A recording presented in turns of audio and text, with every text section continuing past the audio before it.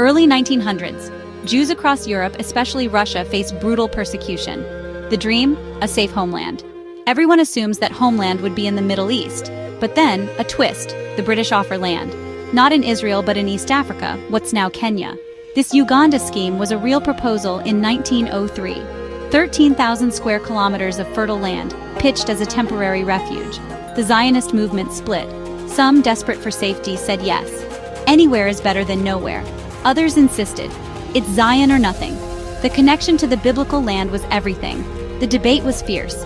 For some, Africa was a lifeboat. For others, it was a betrayal of a 2,000-year-old dream. In 1905, the Zionist Congress voted it down. The dream of an African Zion died, but only after intense debate. Russian Jews facing the worst violence were in favor, but the purists won. They doubled down on Palestine, shaping the future of the movement. What if they'd accepted? The 20th century might look very different. This near miss shows how the path to Israel was never straightforward.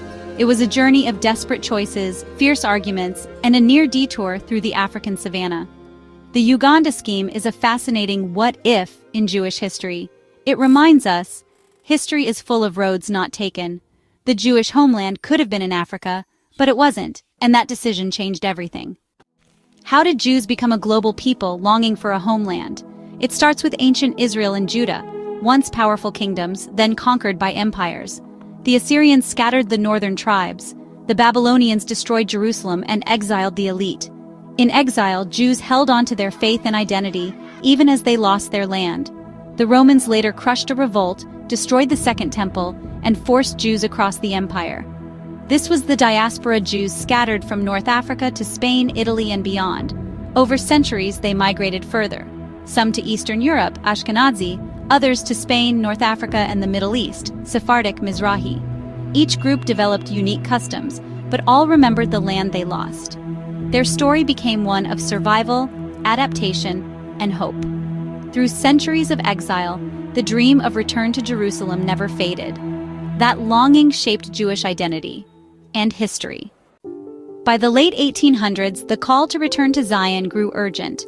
Ashkenazi Jews, mostly from Eastern Europe, led the Zionist movement, organizing, fundraising, and building the foundations of modern Israel. They brought European ideas and faced the horrors of pogroms and later the Holocaust. But they weren't alone. Sephardic Jews, expelled from Spain in 1492, scattered across the Ottoman Empire, North Africa, and beyond. After Israel's founding in 1948, hundreds of thousands of Sephardic and Mizrahi Jews arrived, often as refugees fleeing persecution. They faced discrimination from the